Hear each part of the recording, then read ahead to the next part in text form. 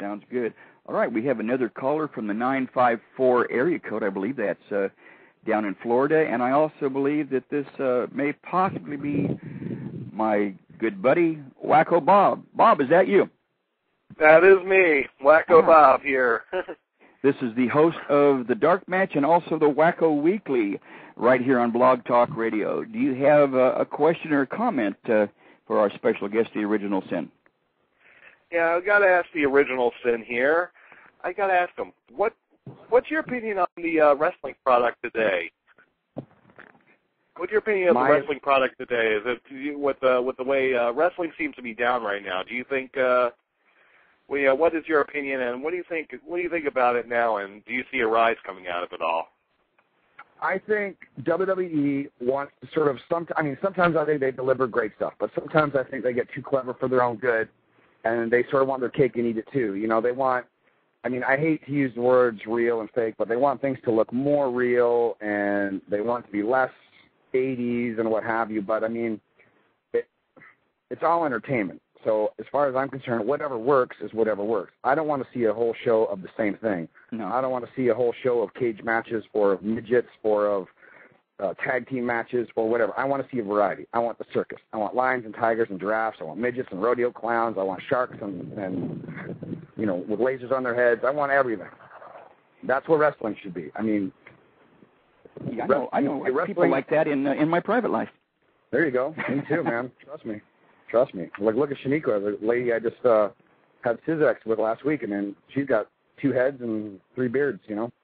But the thing is about wrestling is they want to shy away from like that 80s style of wrestling. But I mean, that's the golden age of wrestling. That's when they did the best business, and I mean, that's the best DVD sales that they have now. I mean, you know, from you know, like all these like you know, Horseman DVD, Macho Man DVD, Mr. Perfect DVD, all these things sell like hotcakes. They were from that era.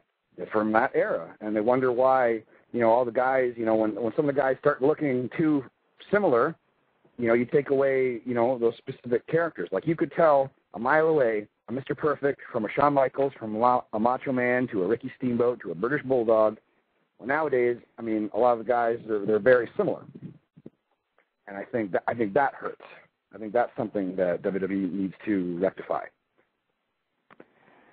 True, very true. Like when I first got there, I mean, I kept on hearing, "Oh, you're so unique, but then all of a sudden, you know, I'm a budget cut. So, what does that mean? Why? I can't tell you.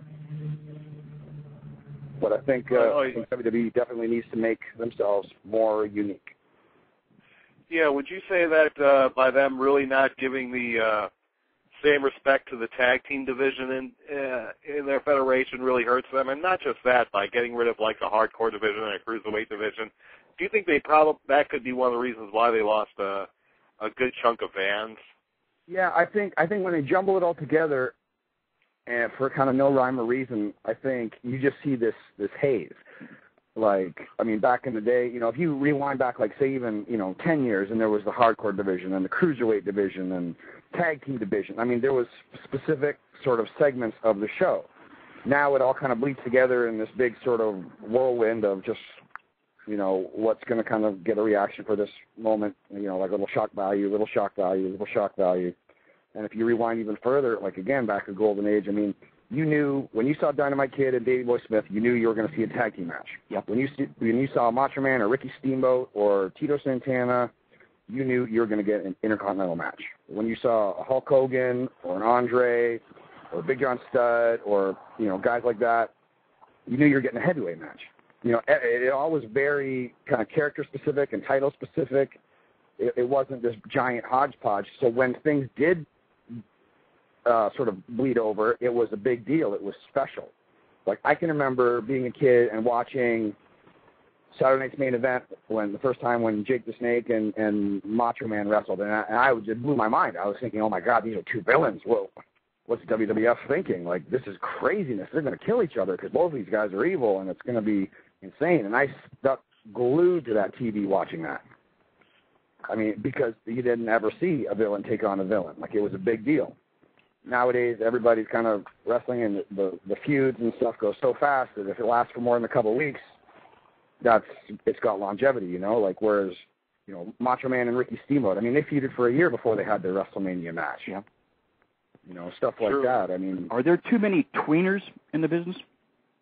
Yeah, I mean, I think Jake the Snake was sort of the precursor to Stone Cold, and then Stone Cold did it. And I think both of those guys were great at being the tweener. They had the best of both worlds. They could be villainous when it was fun to be villainous. They could be heroic when it was fun to be heroic.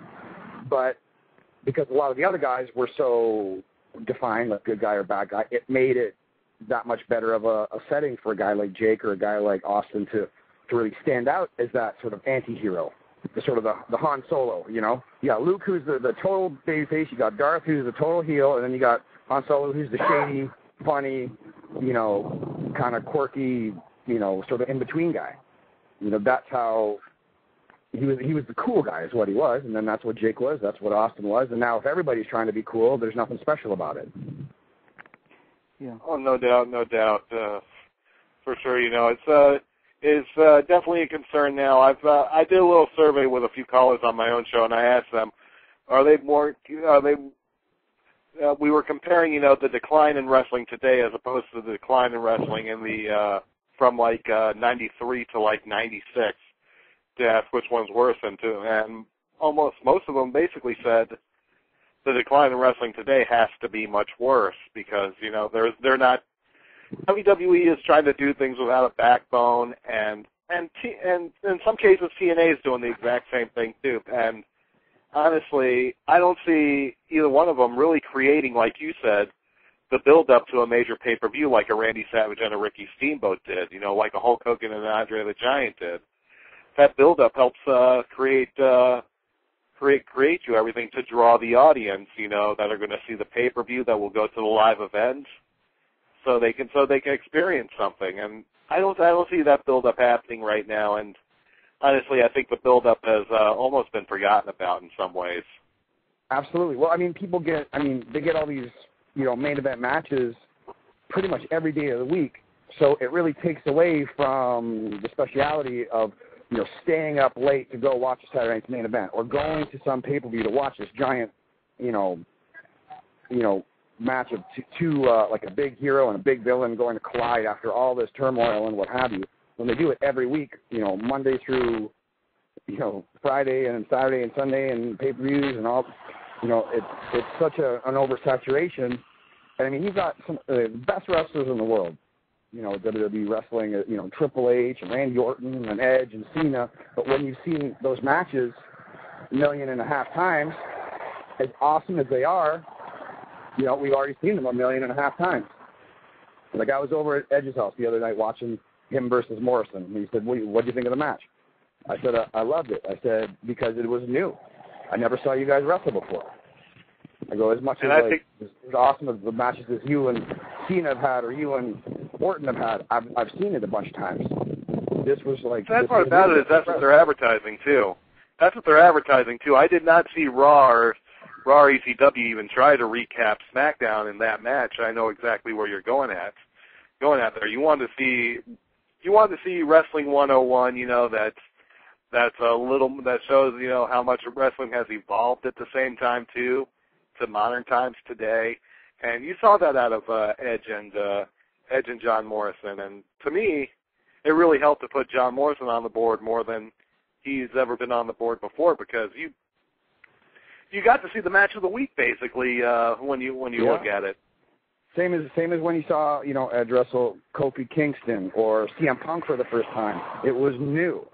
They had brought those guys out of the the middle of the show and put them in with one of the top guys and had a great match. I mean, I remember way back in the day when Shelton Benjamin was just sort of making the transition from a tag team guy to a singles guy, and he was in there and he had phenomenal matches with Triple H.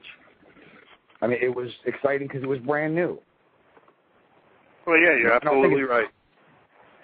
I absolutely agree with you on that one. Well, Shin, would you like to see some of the old school TV tapings where you have more enhancement talent and more squashes? I think they could do no wrong in the 80s. I think there's the talent level, the athleticism is unmatched today. The best athletes in pro wrestling in all eternity, in all the galaxy, are happening now. I mean, you can't get a better athlete than a Kofi Kingston or a Sheldon Benjamin or a Tyson Kidd or a Evan Bourne. I mean, those guys are consummate athletes. And they can pull off some amazing maneuvers as well. Yeah, and they need to be filtered in, you know, to wrestling the top guys. That's the only way that the sort of circle of life in pro wrestling is going to maintain. You know, if the king of the pack only fights the other king of the pack, those guys are going to get tired and injured and retire at some point, and then all the new guys have no push, no rub, no steam, and then who's going to care? But if you put these guys in with like the top guys, and they learn from the top guys, get rubbed from the top guys, build heat and fire off of the top guys, then circle of life is sort of complete, and you have, the business keeps on getting rejuvenated.